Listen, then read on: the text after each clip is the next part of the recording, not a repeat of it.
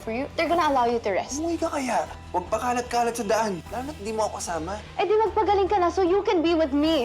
Gulat na gulat sila Bingo at Caroline nang abutan sila nila Lola Nene at Monching habang magkayakap na maging sila ay nagulat din nang makita ang dalawa. Agad tinanong ng matanda kung bakit sila nagkahalikan na todo dinay naman ang dalawa na maging si Monching ay giniit sa mamang niya na hindi sila nagkahalikan. Sabay niyaya na niya si Lola Nene na lumabas muna sa kwarto ni Bingo dahil halatang may importanteng pinag-uusapan ang dalawa. Sabay humirit pa ang matanda na tinanong niya kung magjowa na sila Bingo na agad siyang dumipensa na nag-uusap lang sila ni Caroline.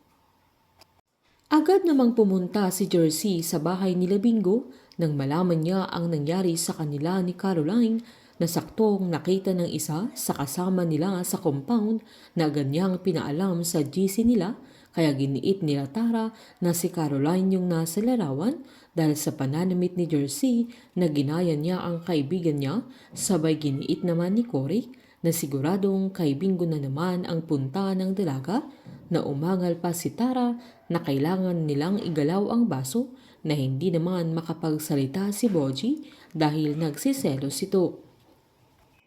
Pagdating naman ni Jersey sa bahay nila Bingo ay masaya siyang makita ang kaibigan niyang safe dahil kay Bingo na nag-aalala din siya sa binata pero giniit nitong okay lang siya na grabe lang makapag-react si Caroline.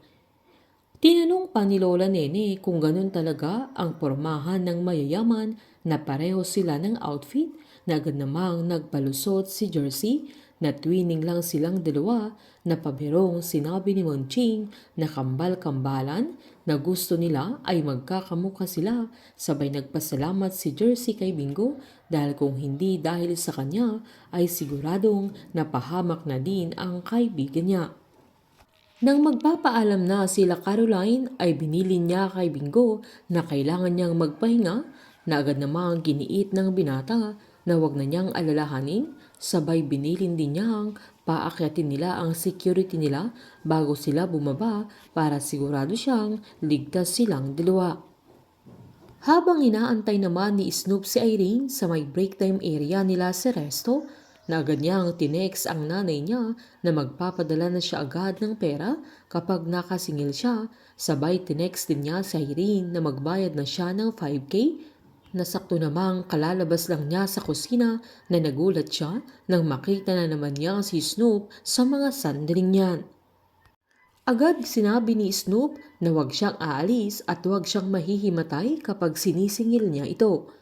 Nainis naman ang dalaga at sinabing 5K lang ang utang niya kay Snoop na ginit niyang hindi siya magbabayad dahil sobra-sobra na ang nakuha niya sa kanya.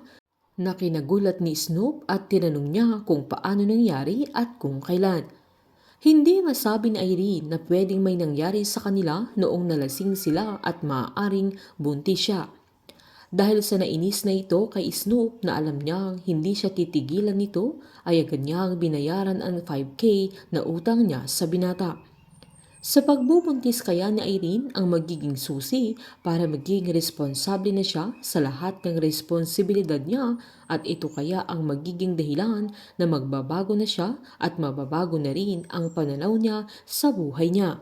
Painit ng painit ang mga tagpo, sabay-sabay po nating subaybayan ang advance episode ng Can't Buy Me Love dito po sa aking channel. Patuloy lamang po manood at mag-subscribe para ma-update po kayo sa mga susunod na episode.